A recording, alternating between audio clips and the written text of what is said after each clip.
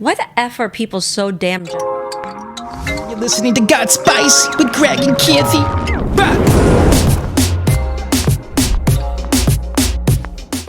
So where are you going with this? So are we going to talk about, are we moving to, our basically essential part of the week, otherwise known as the Champagne Friday? Yes, it's how we kick off our weekend. So we invited everyone into our living room because what do we like to do to kick off our weekend? And you were supposed to do this to get me over my judgy, issues.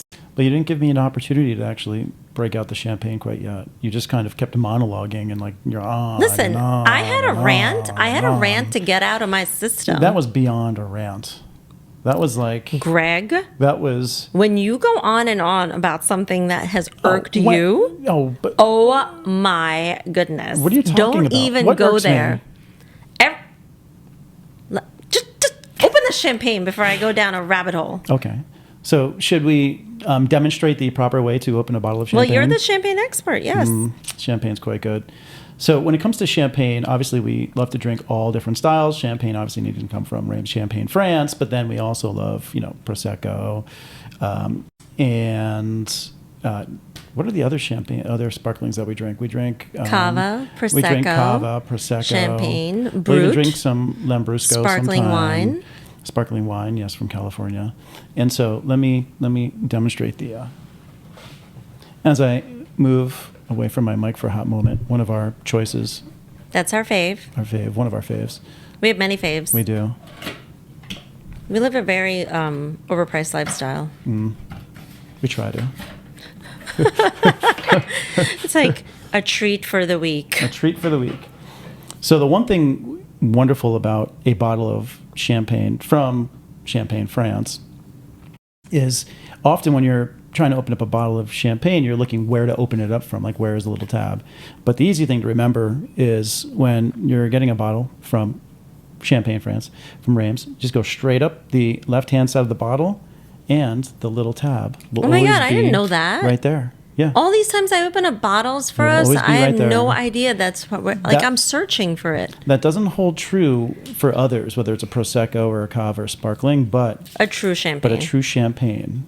That's where you will typically find... I had no idea. I learned something new. Yes. Oh, that's amazing. Yeah. Okay, I feel so much smarter today. Yep. It's my Learning for Friday. Learning for Friday. Then open up the cage. Some people don't like to completely take the cage off because they're worried about it exploding, but I just pull it off. I mean, some people dance in cages. That's true. Some people do dance in cages. We know someone who did. I keep hitting the bottom of my mic. I'm going to have to move it here. But the proper way to open up a champagne is not to let it pop, because the bottle has taken quite some time to build its bubbles, but just to kind of hold the top and turn the base. And just get a little bit of A. Just get a little bit of A. I'm going to put it over this way. Stop! You're going to put it on my face? Just to get a little bit of A. Ready? Listen. Ooh, a hiss. A little bit of a hiss. Just like that. Whoa, look at you. It's so fancy. Very fancy. And then us in our flutes. Okay. Yep. Uh-oh. All right.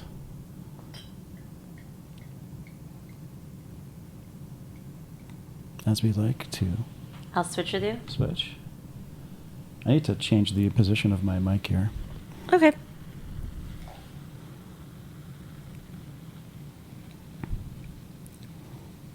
All right. Put that right there. And then the first sip that we take, you can always put it in the mouth and swish it around, cleanse the palate a little bit.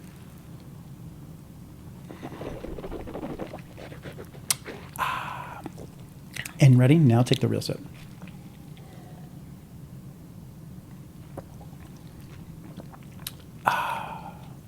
That's lovely. That's very lovely. Happy Friday. Happy Friday. And then to keep our champagne somewhat cold, unless you're going to love these cases. I do love these cases because it makes it easier versus having to throw it back in the fridge or putting it into a nice bucket. And nobody likes a wet bottle. No one likes a wet bottle. They like other things wet.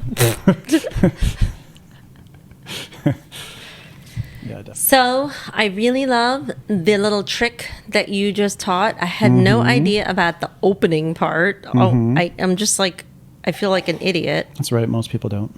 Like, how do you know that? Let me fill your glass up. How do I know what? That most people don't? No, how do you know, like, who taught you that trick? You know, well, you called me a nerd earlier, and you know I'm brilliant, so I have all this random knowledge about many different topics. So the only thing that we're not enjoying with our Champagne Friday is that we also love to do is put out some tapas, because it's really rude to, I think, like, munch like food while speaking into a Yeah, it's microphone. like be like munching and gnawing, and there'd be food caught in our teeth. And It'll be just so gross. Yeah, it wouldn't be delightful. So by any we means. also recommend to accompany this with some lovely, healthy tapas snacks. Which for us could mean multiple different things, anywhere from different styles of hummus to baba ganoush to a nice selection of cheeses. We love our cheese. One that goes so well with this is like a gorgeous Bailey Hazen, blue cheese. Blue cheese. or a Swear French to God. Santagur. Or All right. also a razzia. Okay, Greg, we promise to do an episode on just cheese We will for do you. an episode on, I mean, now that we're talking cheese. But I also love my provolone cheese, my imported Orecchio. I'm a little offended that you're not mentioning something you also love with us. Oh, are you talking, well, you? I love having you with it. Next to me. Or are you talking about some paneer? Oh. No. Oh, I know what you're talking about. Well, you didn't let me finish the cheese episode piece yet. Are you talking about your hot sauce? Yes. Yes, the habanero, the Got Spice hot sauce. You didn't let me get there yet. You were too busy trying to cut me off so you can go back to monologuing. Listen. I do listen to you, but I have to stop every once in a while because you're full of malarkey. You just sound like a run-on sentence, honey. So do you. What are you talking me? I can't even get a word in with you that I have to like just start and not stop until I'm reinterrupted again.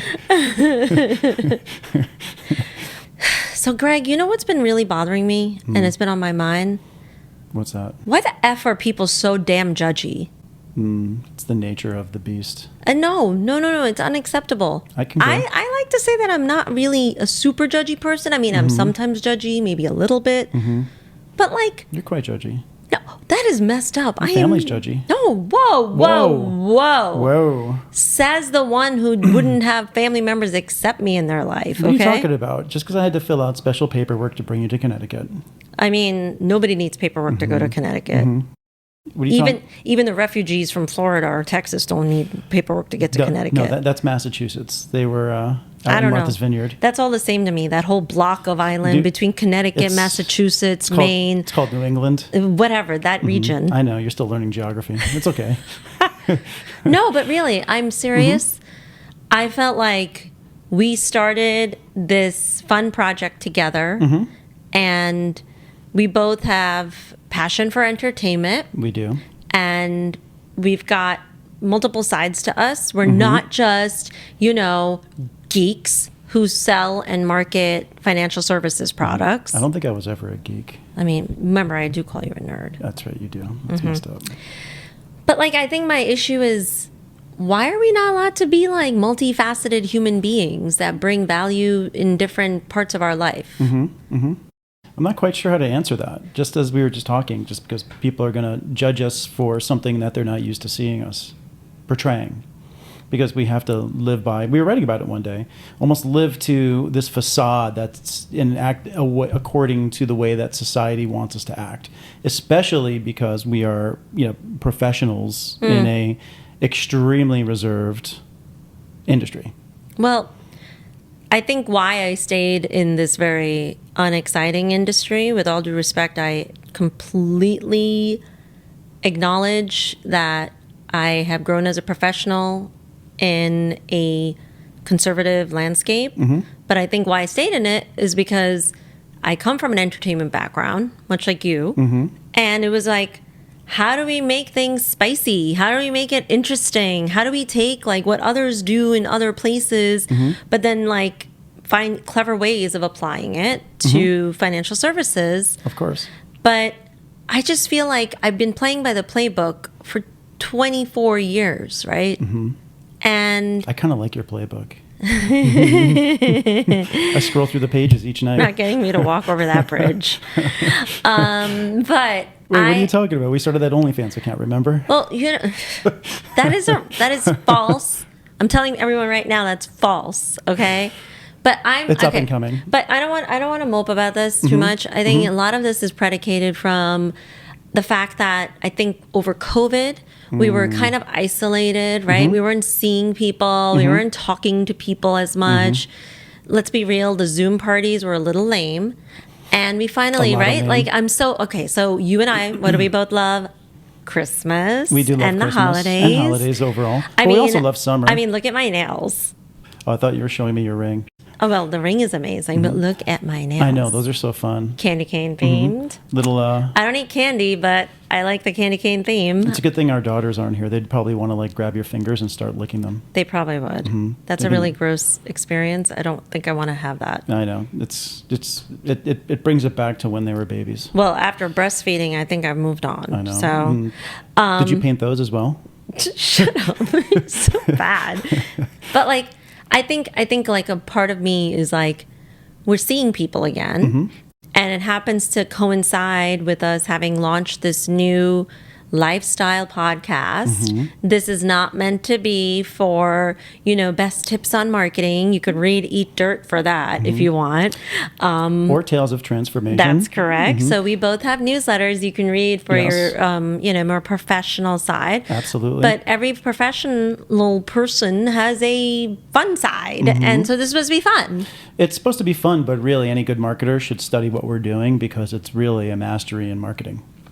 It might be. It very well might be. Well, I have to admit something. I think I was very reticent in the last couple of years to adopt some of the more, funny, humorous social media platforms because I was like, who wants to be in there? Who has time for this? And this project that we're doing together has really opened my aperture to how hard it is to do TikTok dances, which I clearly suck at, by the way. If any of you caught them, I suck at them. I wouldn't. Well, I'm not even sure how to answer that. It's not. We don't suck at it. We're just not necessarily great at it. Oh wow, very positive way to look at it. I mean, of course I'm the world's best dancer, not, and so trying to figure out moves. Yeah. But I think what's really funny about the way that we're doing it is the pure fact that we're not trying to necessarily do it so it's professional. We're doing it based on who we are. No, we're doing it to have fun. And we're doing it to learn a new craft. Absolutely. And it's way better than just being fat asses drinking booze and sitting and watching TV. That is true. We had friends last Friday getting up and dancing after dinner. Yes. We worked off our Thai food. We did. But I guess what I was getting at. I have the abs to prove it. You do. But I was just going to say, I think that the judginess is, affecting me because it's our family and friends, close family and friends. I thank you when you watch this. You've been really supportive of our new craft. And we think they have. Well, at least they have to my face. Yep, that's true. But some may not have been because of, some words that are happening kind of behind the fence. That's what I was going to get at. Yeah, so, of course. So post-COVID now, actually entering a new form of COVID because apparently masking is going to start again. Sorry, guys. Merry Christmas and Happy New Year. But, it's like we finally started going out for holiday meals, right? Especially professionally. We started having lunches and networking dinners and whatever. Sure. And do you remember 2 weeks ago, we went to that dinner and it's been festering, in my head. Yeah, I know, because after that dinner, you were quite upset. Yeah, I was we actually fought about it. Well, I was actually really mad because I think I've always been very careful about the person I reveal to people. And it's not easy to be vulnerable in front of a lot of people. Of course, yeah. So it's not easy. I felt hurt that some of our more entertaining things like the TikToks, which by the way, if you are at all alive, you need to either be somewhat consuming the content or being a part of the content, because otherwise you're not going to be a part of any communities. Well, that's the big piece. Even, I mean, when you look at digital assets and the web, Web3 and any of these new experiences, it's really all about community, right? And so it's all about these communities that are kind of dominating those particular areas. And so you have to be part of the community to understand the community, communicate with the community, and essentially become part of that Why community. do I feel like you're lecturing me right now? I'm not lecturing you. I felt like a little bit of lecturing coming towards me. Maybe that's the lecturer, All right, Professor. The professor. Professor in me Greg, coming this out. is not a Baruch class, all right? I'm sorry. I all of a sudden kind of go into those.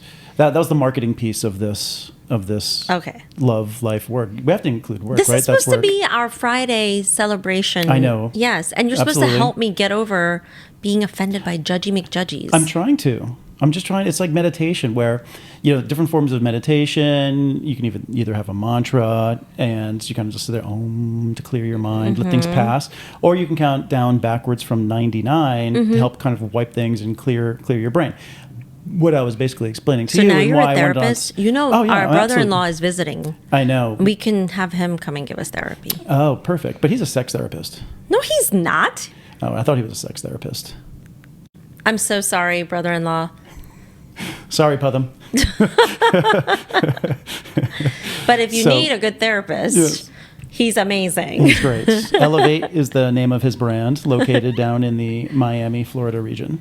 Yes, but he also does Zooms. He does do Zooms, yes. He's And he's using- expanding rapidly. Yes. So good for him. Yes, which is we're great. excited for him. I feel like everybody Yes. needs a dose of therapy. Absolutely. So the reason why I was saying I kind of sped through those little pieces about community, it's almost like Because you were a lecturing meditation. me? I wasn't lecturing you. I was just trying to have it escape your mind. I'm trying to get you into a Zen That gave me mode. anxiety. How'd that give you anxiety? Because you were like talking at like the speed of light, and then you're like, and you lost but that's me. well, I didn't lose you. Obviously, you lost picked me. it up. Well, I thought you said you were intelligent and you were able to understand. I don't understand slow dialogue. language. Slow language. I'm being That facetious. I was going to say that's the antithesis.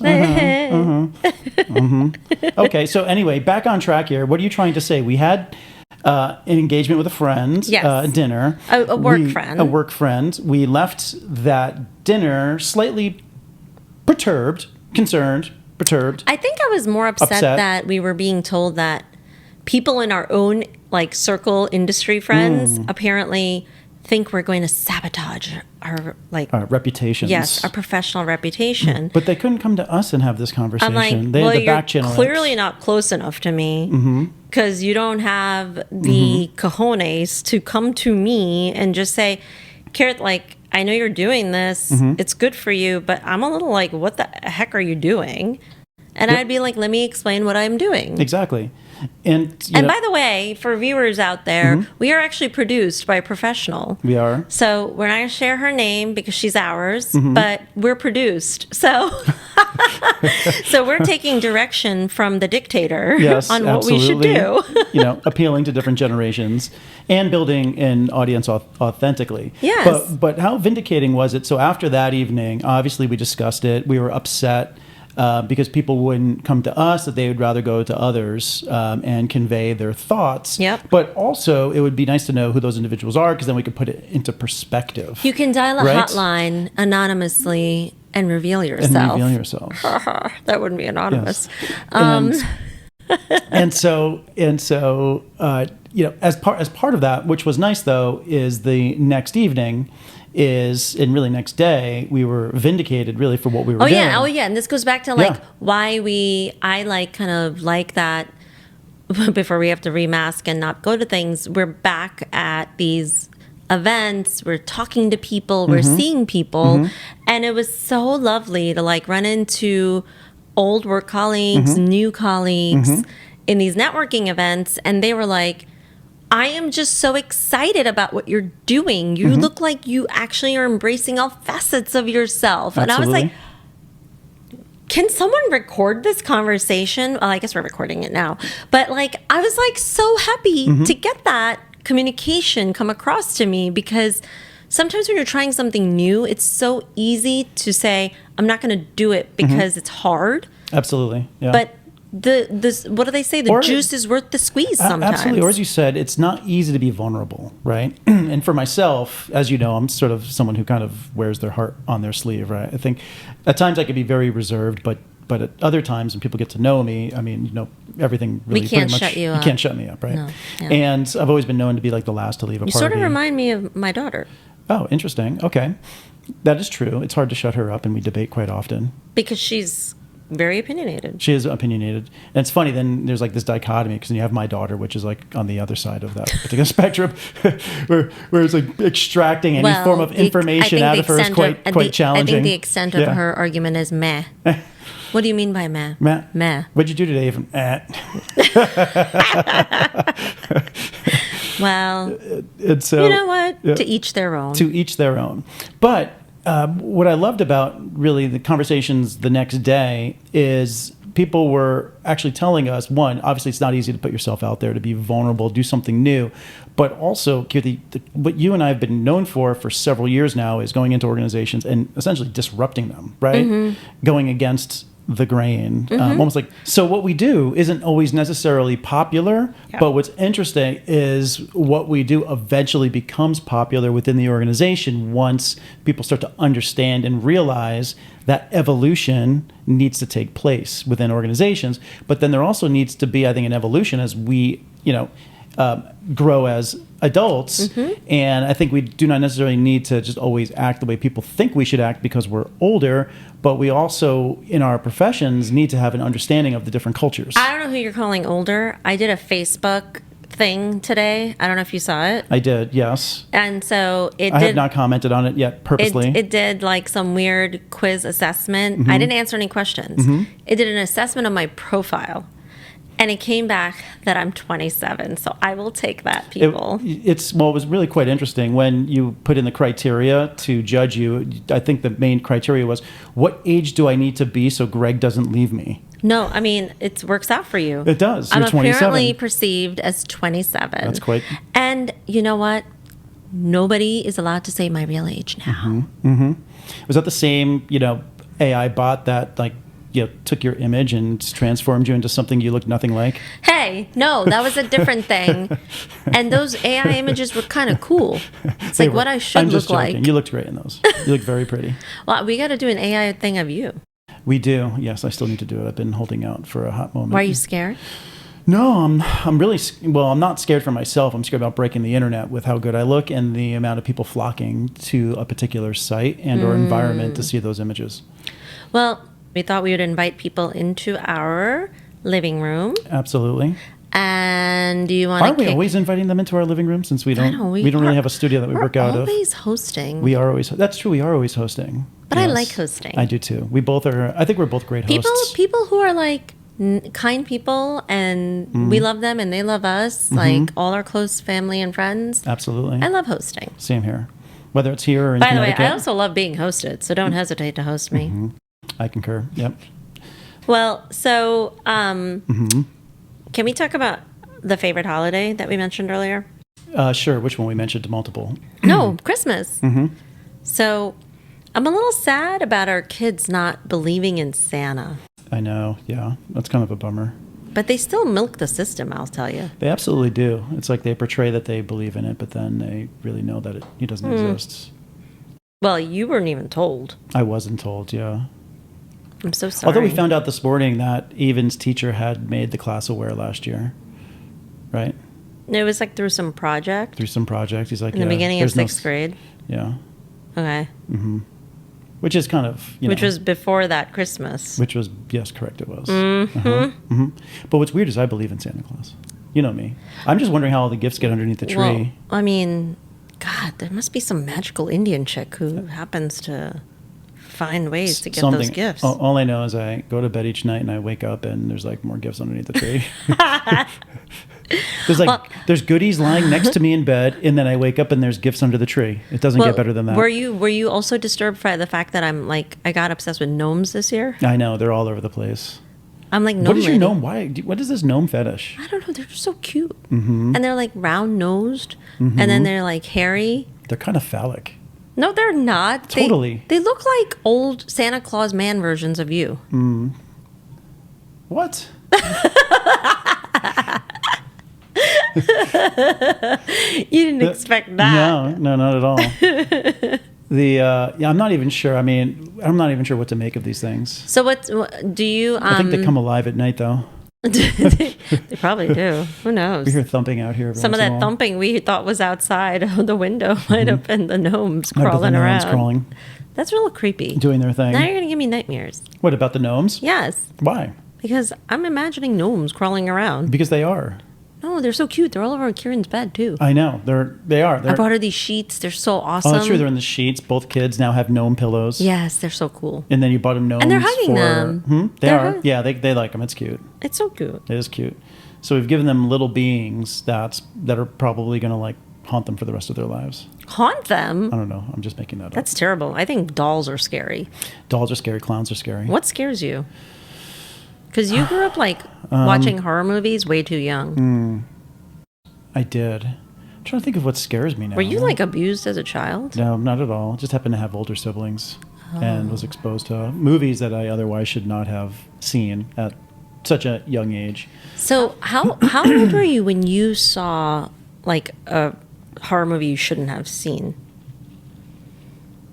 I would say one of the first movies I remember seeing, I was 7 years old.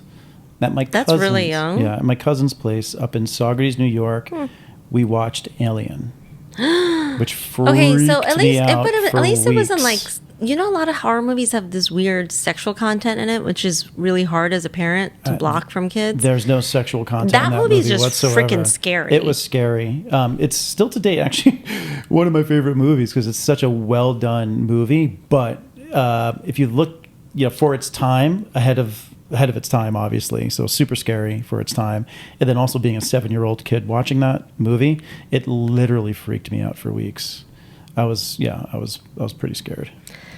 After that movie. But then after that, I just started watching everything. So with my other cousin That like who was broke much you older, in to that like broke let me get in. horrified. Then all of a sudden I was watching all the Friday the 13th. So I was watching The Evil Dead.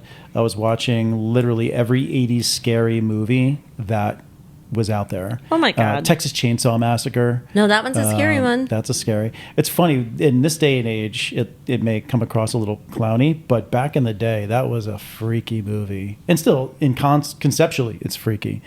But we as a family watch scary movies all the time. It happens to be I like scary movies. As do I. And your daughter does too. Yes, Kieran loves them. Mine a little less so. She doesn't like movies. She's always complaining, why another movie? We're like, what do you watch? What would you like to watch? I will watch Roblox. I will say one series of movies that Hey, she watched Wednesday with us. she though. did. She did watch Wednesday. She's in the Stranger Things, which is After interesting. begging for 4 years. We did. We begged her to watch it, and then she actually watched it with her mom instead of us. And you were hurt by this? I was hurt by that, yeah, after we begged Do you her. want to talk about it? I've already gone through months worth of therapy about it, so it's okay. Okay. I can. But one series of movies that's held off watching because there's one style of movie. Actually, I do not allow us to watch the Real Ghost episodes on TV. No, because they'll enter our house. Well, as the Warrens used to say, do not Whoever watch it, do not doesn't record believe in it. this, they travel through media. They do. They travel. They attach. Can attach Static. itself to furniture or anything, right? So, and travel through media. So we stay away from the TV episodes of Real Ghost Stories. But one series that I've fallen in love with is the Conjuring series. I think they're great. The whole Those are series of also, the Nun, it's like a everything fictional throughout. portrayal of it. Of It's the not Warrens. the real. Yeah. It's a fictional portrayal, yes. Yes. Of Warren's I cases. do love The Conjuring. Yeah, I mean, I it's kind of great. got you into that. Did I ever tell you about how I stayed 2 houses down from the original Amityville house? Yes, you did. I remember driving by it one Well, day. we both know that person. Correct. Who owned a house a couple houses down. And I remember staying at the house. I I was like, why would you move in there? So I remember sleeping over one night, and someone who's very spiritual too, right? Very spiritual person. I asked him for some sage, and where I was sleeping, I completely saged the entire environment around where I was sleeping. And then we happened to go out to dinner that evening and drove by the actual house. And of course, I happened to look at it. And it's kind of like one of those situations where, say, Medusa's in front of you, you don't want to look, but you accidentally look at Medusa. I did the same thing. So I think I went home and like said like 5 Hail Marys or something like that. That's like me And 10 saying Our my, Fathers. that's like when I feel scared. Remember when I have felt scared after we've watched like Conjuring, and then you've like actually, this was before we started living together and we became a blended family. I was alone a lot of times, right? And when we've seen a scary movie, I've like sat in bed by myself in my bedroom in my Manhattan apartment, and I'm like freaking out suddenly, like I could see things, and I'm like, Om Namah Shiva, Om Namah Shiva, Om Namah Shiva. It's like our version of like Hail Marys. Yep. So you're asking for Shiva's protection. yeah, because he's like He's master the of the man. universe. He's the man. I mean, who doesn't want a dude with like a snake around as a belt and like black beads and like a big ass trident to like protect them? So then he's pretty badass, right? But then you have Ganesha, who's also badass, but he rides uses his mind. But he rides a mouse. He's always depicted riding a mouse. I don't know if he's actually riding a mouse. I thought the mouse was just his friend, and it's not a mouse. It's actually like a big rat. Oh, is it a rat? Also, he's riding a rat. Yeah, it's like Interesting. it's like a it's not. Does a he mouse. does he grab the rat's tail and use it? And, That thing is not Stuart Little. no. It's like the Boomtown Rats. That's an old reference for anyone who knows old school bands. Oh my God. But so I saw a scary movie for the first time. I think I was only 6. And my parents. Was it Bambi? No, I really saw a scary movie. I'm going to tell you about it. Okay. So I grew up in Staten Island on this street, as you know, where there's like only like 5 houses, right? When you go on that block. And across the street was this other family that also moved in around the same time we did. They built their house, like my dad built our house. And I didn't have siblings to hang out and play with yet. So I'd entertain myself by going outside and like finding things to do, whether I was riding my bike or I'd start doing cartwheels in the grass. And there was this lovely like 13-year-old girl who lived across the street with her older brother and older sister. I thought you were going to say she had a twin in more like these baby doll dresses, like The Shining. No, and would just no, appear. no. Oh. So it was really cute. I'm trying to tell you a story here, man. I'm sorry. So I was just doing what you do to me. You talk forever to get to the point. I'm just trying to get to the point in nanoseconds. In 10 minutes. Okay. Go on. So, so messed up. So this person, who I'm not going to mention her name because it's just easier. She was lovely. She came over and she was like, "Oh, I study gymnastics. Let me help you with cartwheels and flips." And I was like only 6 years old, 5 or 6. And then next thing you know it, I was suddenly like invited to hang out with them and like eat pizza with them, and they're like, "Let's watch a movie." And I was like, I was a little kid. Like I was kind of like, looking back, I'm like, why were they hanging out with me? And they, for whatever reason, really took to me. And we were hanging out, and guess what movie they put on for me? And I couldn't sleep for, I think, months. I have no idea. Freddy Krueger. Oh, that's a good series. It scared Nightmare on the Elm shit out of me, I'm sure dude. that was scary back in the day as well. Those were freaky movies. I was so scared, and I've never been more terrified of a tongue and nails. Like the elements of Freddy Krueger that kill you and torture you. I think there's a lot of people that are scared of tongues and nails. That's disgusting. So gross. But like I would say we had similar scary movie exposures from older people. Yeah, absolutely. Well, what I find interesting about movies of that era, that's when they were blending scary movies and like heavy metal music and like thrash music. I remember, was it Dokken? I forget who it was that came out with the song Dream Warriors. We're the Dream Warriors. It was like Freddy, Nightmare on Elm Street Part 3 or something like that. I don't know. Yeah, it was like This the is where blending. our age difference definitely comes into play. Yeah, exactly. Yes, it's really more of an intelligence thing, and I'm really. I mean, I'm still 27. No, I'm a historian. Is really what it comes down to. I'm connecting with that other generation right now.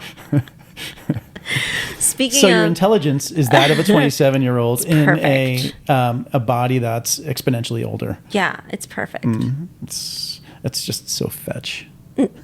Greg, that's really not in fashion. That's hot. Even slay is not cool anymore. That's so slay. It's like old. That's so slay. Well, How about this one? That's rad. no. Remember that from the 80s? Yes. Rad and steak. Yo, that's so steak. I do think rad. something that I used to say, like it was big, but I think it's still cool. What's that? And it might be because I have a myopic perspective on what I think is cool. You are myopic, so yes. Is wicked. Wicked. I can't stand So wicked. wicked. I can't stand that. Come on, term you're a used. New England guy. You should No, love that's wicked. no. I don't even consider. I don't even really look at wicked as New England. That's really more of a Boston thing. That's like a Massachusetts. Yo, I got a wicked headache. No, That- wicked. Wicked that was caused like wicked. It was alternative. No, it's not alternative. Wicked. It was alternative. The only time that word wicked is good is when it's applied to the Broadway play. And that's about it.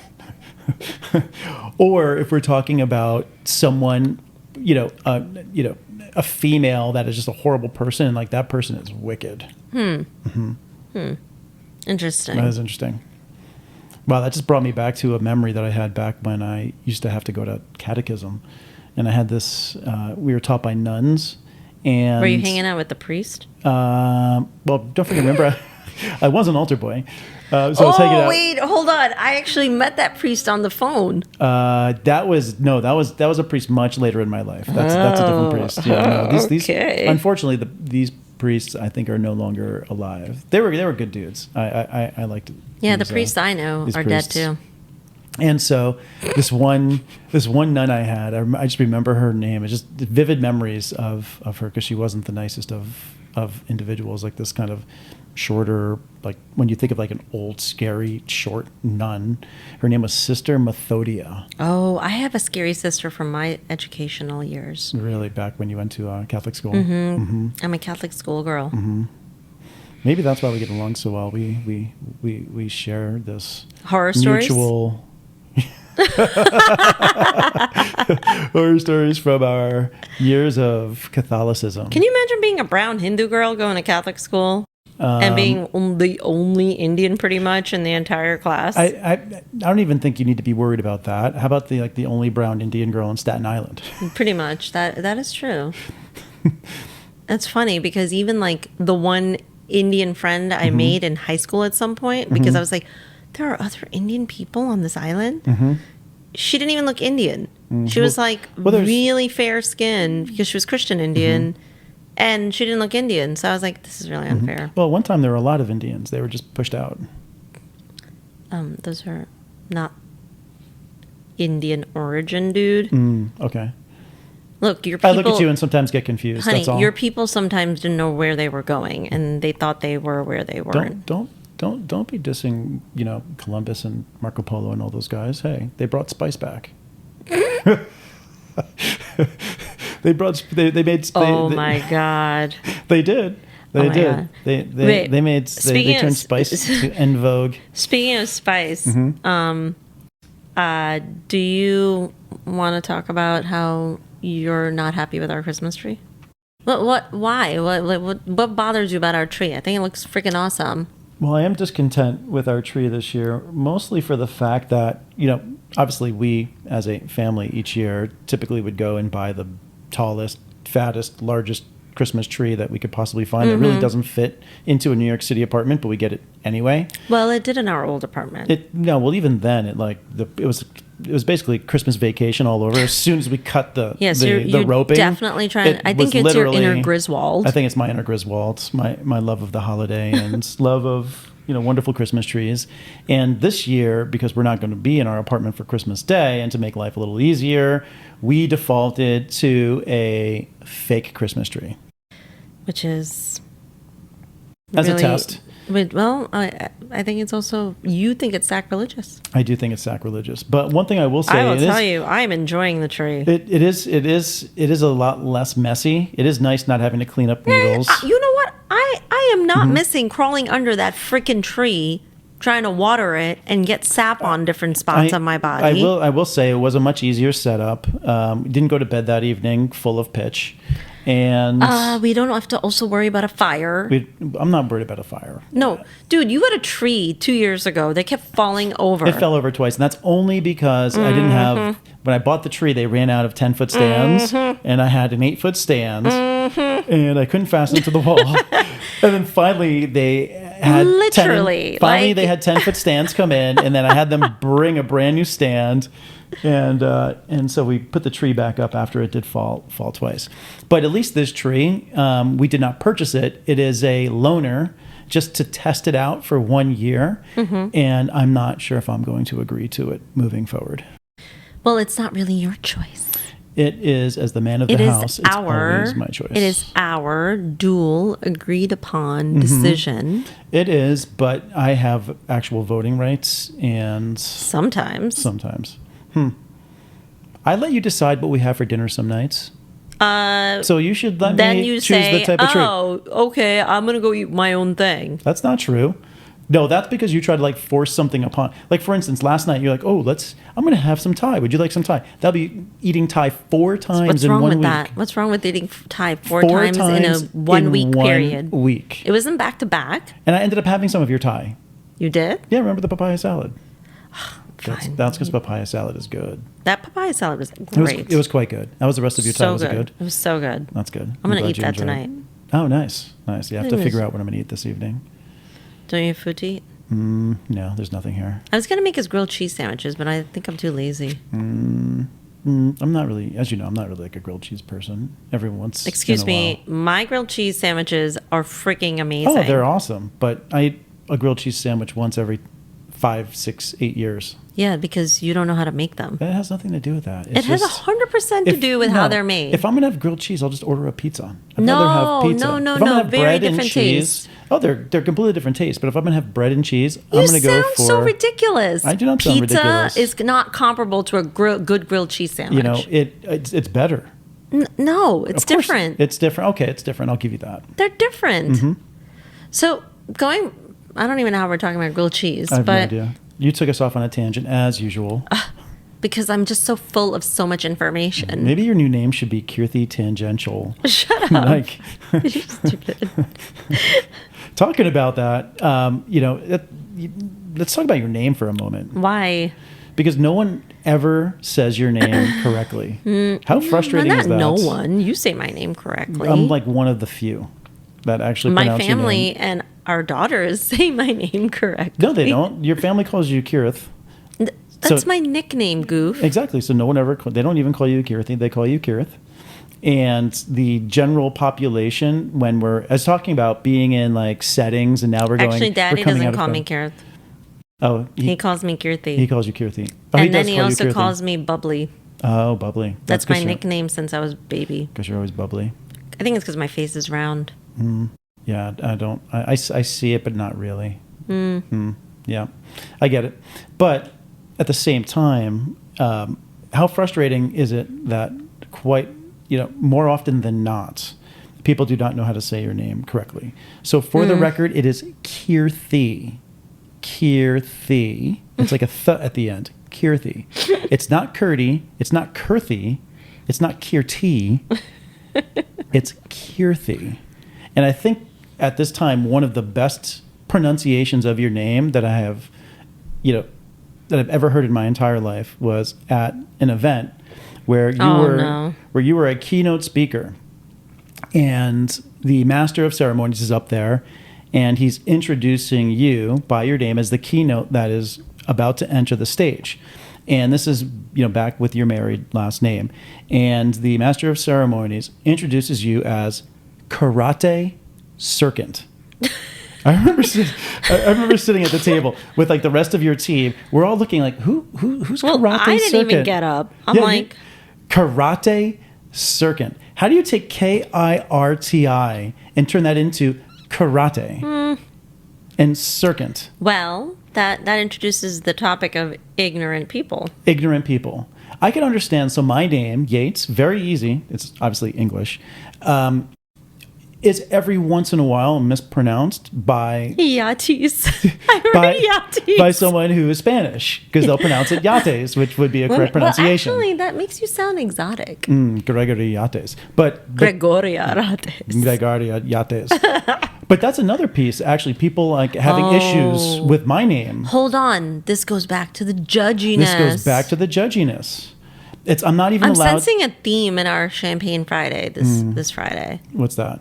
This element of like we feel judged. We feel judged. That's because people just judge. People who judge just have nothing better to do in their lives. I agree. Because they're boring, insipid individuals that are scared to put themselves out there. I agree. Toast to that. Toast. You need more champs. I'm going to do a little bit more champs here to do a toast.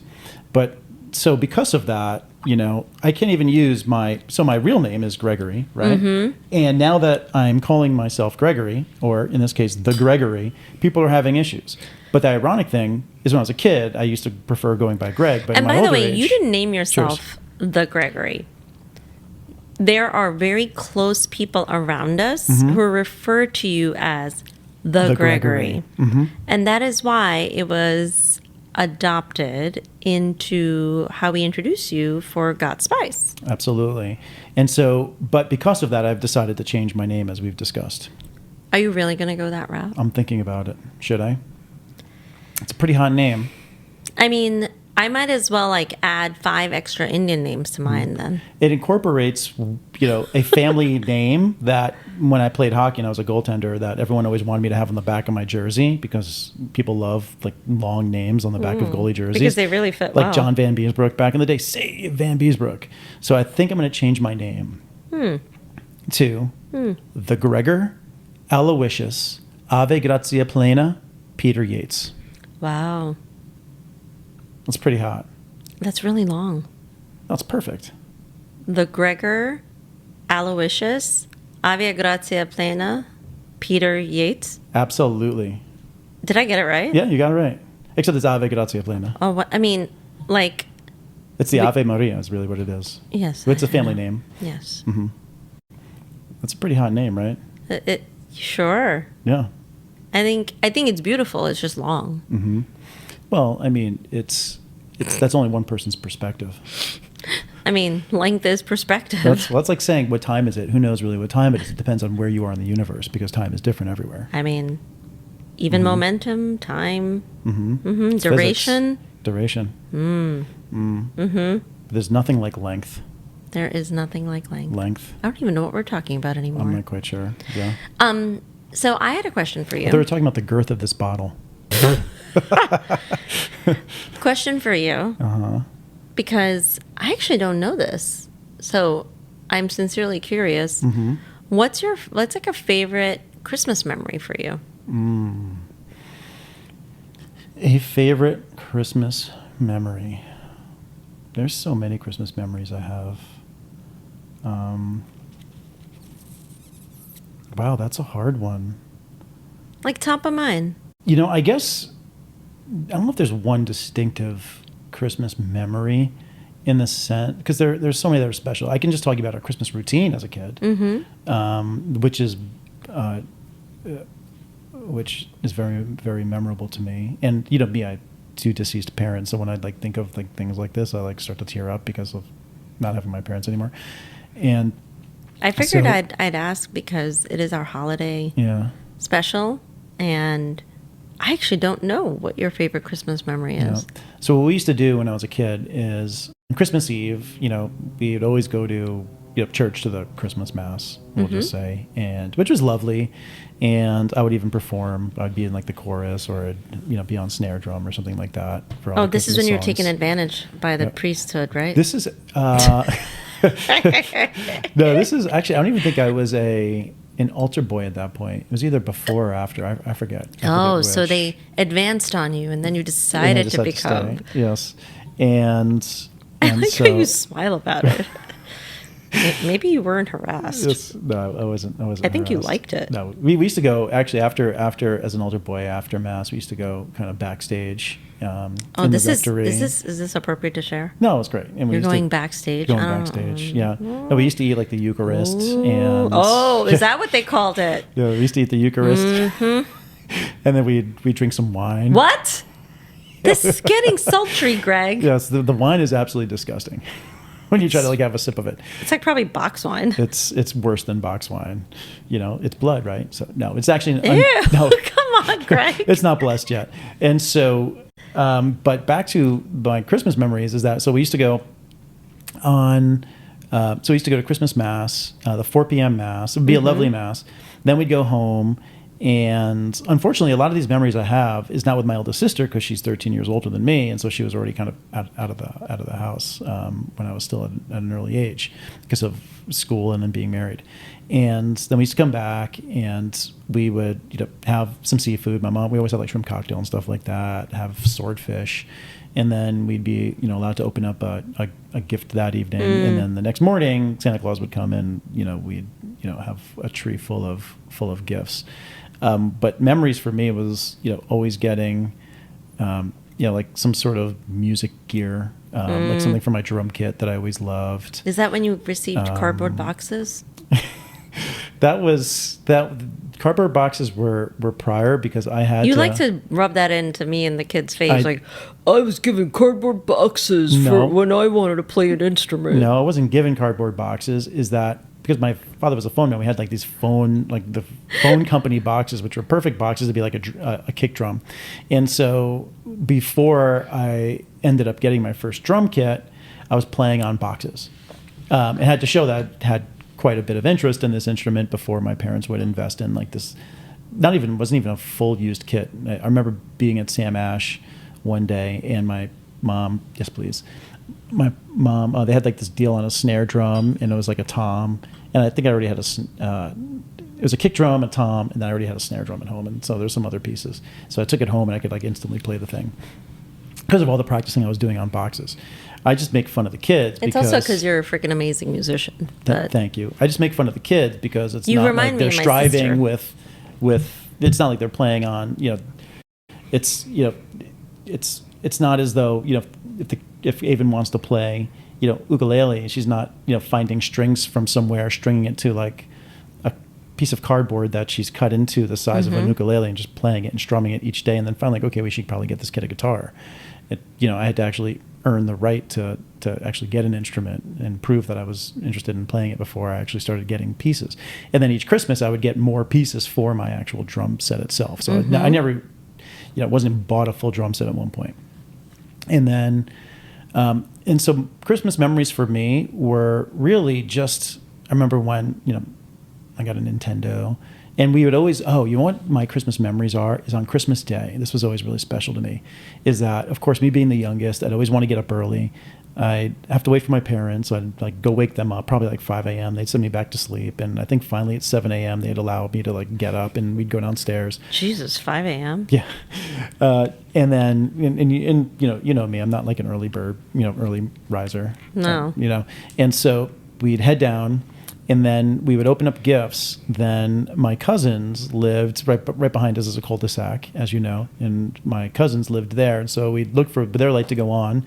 And as soon as we were pretty much done, opening up gifts, their light would be on. Then we'd walk over there in our like bathrobes and like slippers and things, over to their place. They would This open is up Avery's gifts. place. Avery's place, yeah. My cousin, my Aunt Gail, and Avery and everyone. And so we would go there. They'd be opening up gifts, and then there'd be gifts for me, of course, like there. And then after that, we would go back to our place, have pancakes, have a pancake breakfast. Then we'd separate. They'd go back to their house and shower and everything like that. And then they would come back over around 1, 2 p.m. And then we also had this other selection of relatives also come over, other aunts and uncles, and there'd be like 25 of us. And then we'd all have a wonderful Christmas dinner together, which would be antipasto, and then we'd have matagot and on top of that, and then like this array of homemade desserts, and everything was homemade. Matagot was all homemade and everything like that. And so to me, I don't think there's one special moment. It was all of it. I actually feel very lucky the way I grew up in that regard. That's really pretty. It's like our version. That's like my memory of celebrating Diwali with my parents and my mom and dad, you know? My mom, as you know, is just a freaking amazing cook. Like, she can cook anything, as you've seen. And she would make all this complex Indian dishes. There's a thing we call kattan saru. It's like a really complex, like, dal. It takes a lot of time. She roasts, like, onions slowly on a fire before it's even stewed. And it's an amazing dish. And I remember also, for some reason, we had more relatives that would come over when we were younger for all of these holidays. And it would be like a combination of, oh my God, there's so many people coming, to, oh, I kind of like all these people here. And it's so fun. So that, like, Diwali was that for us growing up. I would say I'm a little sad in our older years, like, as people have moved and, you know, people become a little bit more, I don't know. I think COVID changed a lot of things too in the last few years, that it's become much more scaled down. Sure. But I actually, even though I was obviously born and brought up as a Hindu Indian girl, I have a very distinct single memory of Christmas that made me actually believe in Christmas. Because for the longest time, I actually didn't believe in Christmas, because my dad, who still even today, like, works so hard, and he is so dedicated to his craft of being a physician. Sure. He was, you know, younger, right, when he had me, and he was definitely on a different schedule and working different type of hours as a new surgeon in the hospital. And I just remember waking up every Christmas morning and being sad that my dad really was not there most of those Christmases. Like, I was like, why is Daddy never here? Yep, that would be sad. And it was just me and my mom. And then eventually, the years later, I had like a sister. But I remember And then those two years. sisters. Yeah, and then another sister. But I distinctly remember my memories from when I was really tiny. And then one of those Christmases, and I think it was actually when I was closer to, like, nearing 4. I think I was 4 that year, and then my sister was born at some point. But, like, my dad, not only did he end up home that morning, but I also believed in, quote, Santa, because I had really, really, really wished for a Cabbage Patch doll. And I just, like, never got one. Those were big back in the day. And they were always sold out. And my poor dad, he, like, went and found out they had, like, extra stock, I think, come into Toys R Us. So he went and stood in the cold early in the morning just so he can get me that Cabbage Patch doll. And it kind of makes me tear up, like, thinking about it. But, like, he came home with this doll, and I had the Cabbage Patch certificate and everything, you know? And I think good parenting comes from experiences that we had with, like, really good parents, you know? I agree. I don't know why I'm crying, but it just makes me think about, like, how hard they work for us and the life they gave us. I guess that's my spice. Yeah. Well, what's interesting is, as parents, because we're both parents, is that, parents try to give their kids always the best that they possibly can, right? And, sometimes I don't think kids necessarily understand at the time until they're, older or parents Years later. themselves, right? The effort that goes in to make things really special, right? And just, I remember, running down the stairs one day, and I was a kid, and coming back to just music instruments and seeing underneath the tree, sometimes parents put some things that are unwrapped because they're big, and there was like a hi-hat there, which is, symbols that come together on a drum kit, right? So it's what you play on. And so I remember seeing that, and like a crash cymbal, just bam, right there, and I was so incredibly, excited, and so it's, Christmas. I think one thing about Christmas that, not even just the pandemic, but I'm gonna kind of blame the internet. I'm going to just blame the evolution and the access to information that we have, that I feel in technology that, and as much as I love technology and everything of that nature, I feel that it has taken a little bit of the magic away from the mysteriousness of the holiday, right? Because it's very easy to just look up anything you want about Santa or just in general, and I feel that some of that Christmas magic just isn't there the way I remember it as a kid, and I don't think it has anything to do with my age, because you know me, I believe in Santa Claus. I still love Christmas, but I feel age. Yes, my age. That's why I'm still a young buck. I look. What like do I call you? What's my nickname for you? I don't know. Hot, gorgeous man. Man boy. Man boy. And so, why can't I use the girls' bathroom when it's their time to get ready for school? It wasn't their time. Because they're getting ready for school. You just used it 2 days ago. When no one was going to use it. No, I didn't expect anyone to be using it when I ran in there quickly. You did not but go in there. What irked me that day is I ended up, I was up and out of our bedroom before anyone was out of their bedrooms, pretty much, to put on the coffee. I was getting bagels ready and all set up, and I'm doing all these niceties for everyone. And then all of a sudden, I have to pee incredibly badly. Yeah, but you know what? She was already up. She had just gone in the bedroom to put something on and go back in the bathroom. And so I end up using that restroom briefly because you were in ours, and just pee quickly after being up and doing nice things for everyone. And then it turns into a little scuffle that morning. I appreciate you did nice things for everyone. I also do, quote, nice things all day long, every day for everyone. And you didn't, and no one gave you I don't use that as for using license the kids' to restroom. Disrupt other schedules. I wasn't disrupting any schedules. Maybe because some people are just impatient. Maybe there's impatience in this world. All right. So, anyway. Man boy. Man boy. I hope you bought me some good gifts for Christmas. I don't know. Santa's giving you your presents.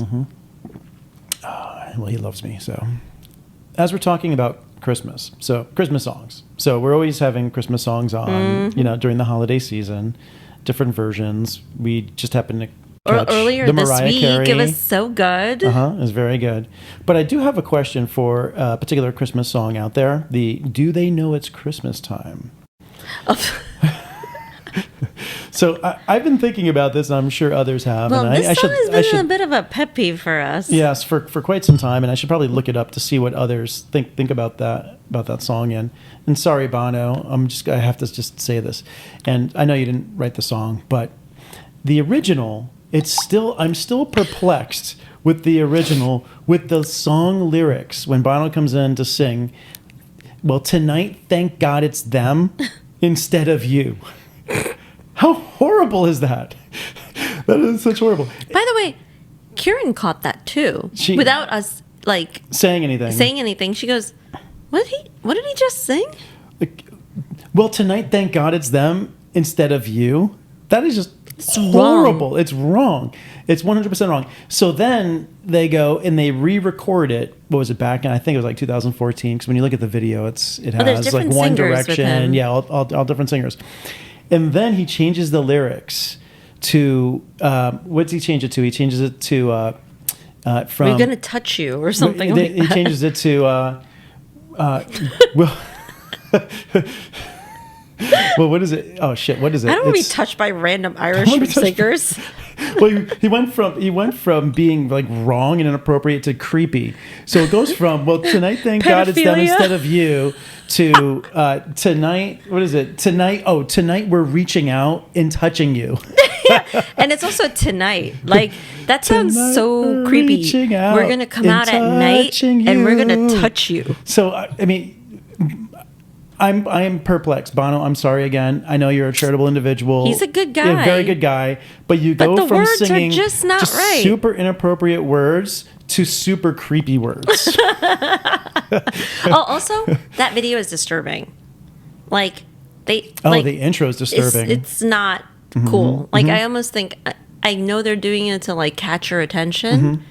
But it's not catching your attention in a good way. Well, the original one, I believe, is supposed to be about the famine in Ethiopia, and then the second one, it was like Ebola. is about Ebola. Yeah, it's about Ebola. It's like, no. Yes. No, we don't. No. Yes. How about just start it out with like a an announcement. Mm-hmm. X number of people have died from Ebola because they didn't have access to right medical care. We can help them. Like that would be more impactful. Versus people in hermetically sealed suits carrying. It is horrible. Like an emaciated. And now we're touching person. them, so And now we're going to get touching- Ebola from them. So yeah. Well, tonight we're reaching out and touching you. Yeah, like no, don't touch me. I'm Just going to kill you. Give some medicine. It's.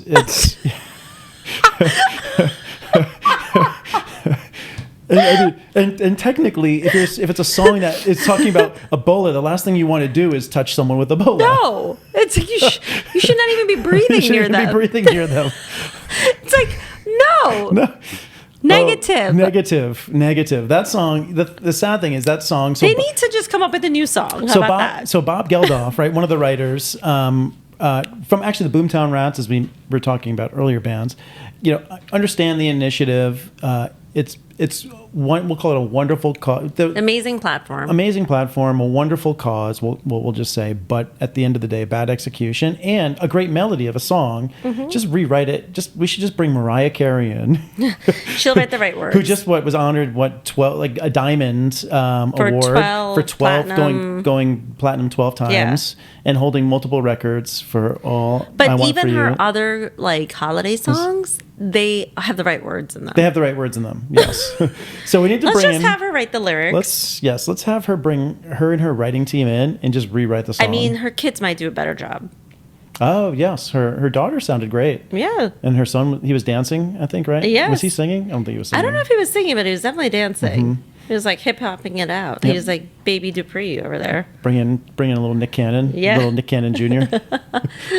But it was I don't know how many people know about this about me, but you obviously do. I am a huge Mariah Carey fan. Like sort of like nostalgic seeing her show a few days ago. Like seeing all those songs, it reminded me of my like different moments in high school or middle school to college and whatnot. And it's like I'm so happy to see her singing all her songs again. It takes so much like empowerment and facing your demons and being vulnerable to yourself to re-embrace your craft, you know? Absolutely. It's definitely, singing takes conviction and vulnerability, and for her, and also a mental state, right? So several years ago, she went through this period where she mentally was incapable of singing, therefore she couldn't sing, and she was doing her whisper voice. Was it Usher or someone in the industry? I want to say it was Usher or someone. I forget who it was,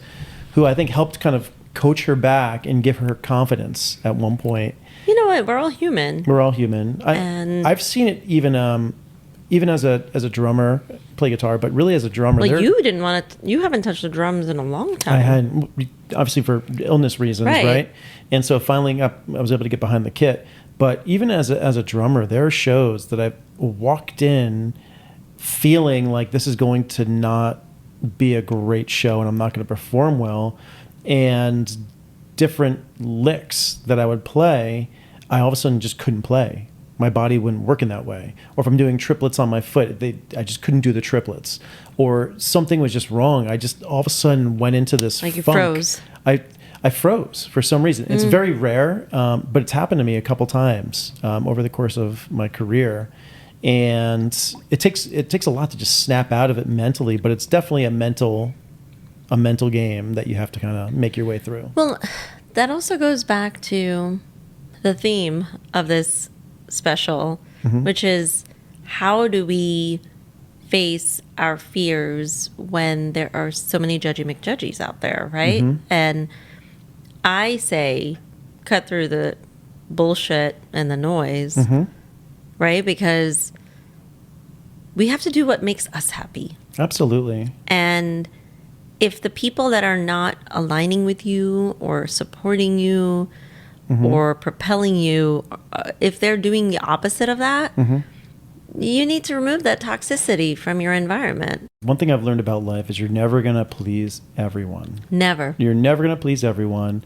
Stop trying. So my thought process is just then stop trying to please anyone.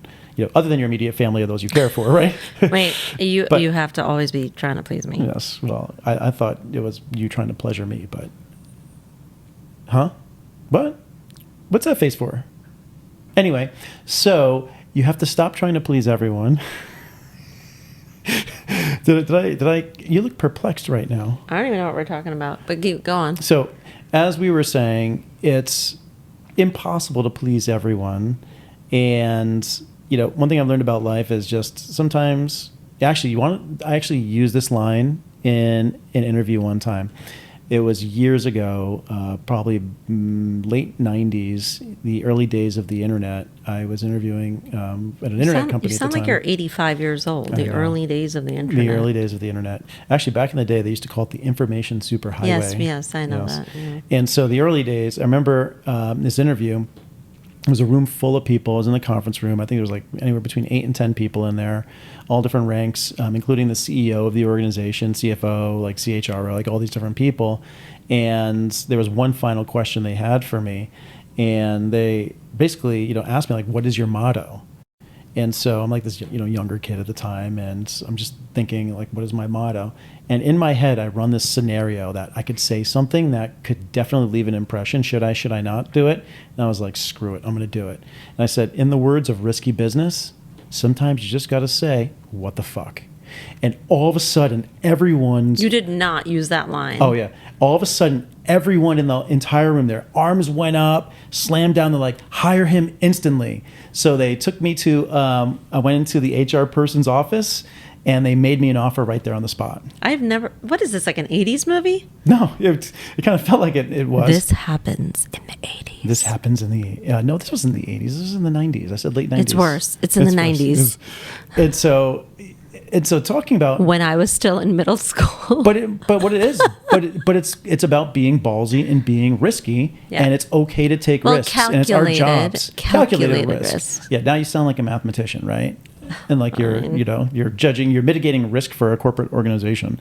And so you have to weigh all those things. You do, but sometimes, and I did at that moment in time, and I quickly analyzed it in my head before I answered and took the risk. And I think one thing as executives, especially in our area of function of marketing, we have to take risks. We have to put ourselves out there. We have to do things that are different because what we're doing is only going to end up helping the companies that we're with, because it's going to help attract talent. It's going to help retain talent. It's going to help the company, any company that we're with, remain relevant to newer generations, right? Mm-hmm. And it comes back to, if you're not part of the community, you do not understand the community, how can you communicate with that community? Yeah. No. It's earlier this week on LinkedIn, someone tagged me in something about social and the presence in social, and I was really happy to have been tagged, and I was like, what I also would like to add to this is we are supposed to be the entrusted brain for how do we go to market, and what do we do, how do we speak, where do we go.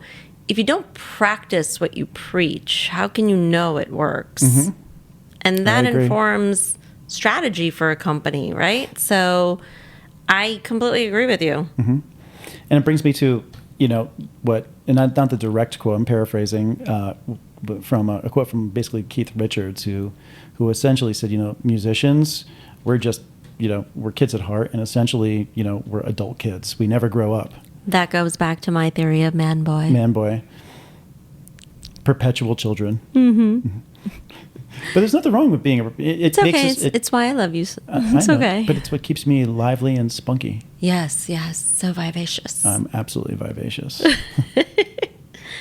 So, Greg, any parting words for our audience?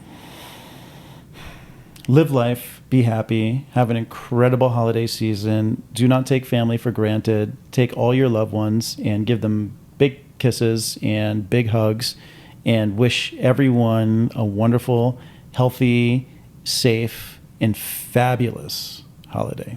That was a really long farewell. Why was that a farewell? That's just the beginning.